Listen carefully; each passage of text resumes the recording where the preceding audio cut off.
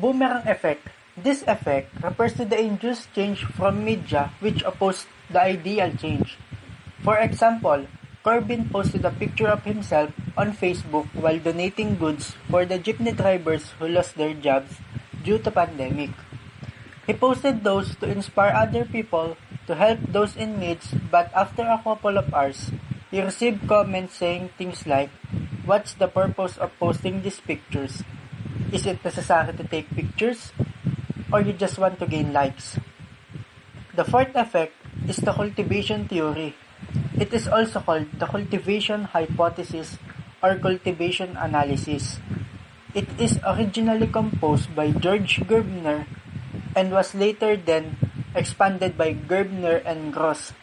This theory states that heavy viewers of the television tend to be more influenced in believing that they are watching real in which violent and dangerous scenes are far worse in reality. This is called the mean world syndrome.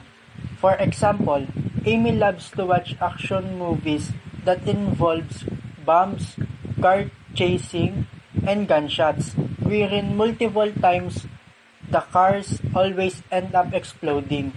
She's always fascinated by those particular scenes that one time in reality she witnesses a mild car collision. Then she shouted, "It's gonna explode."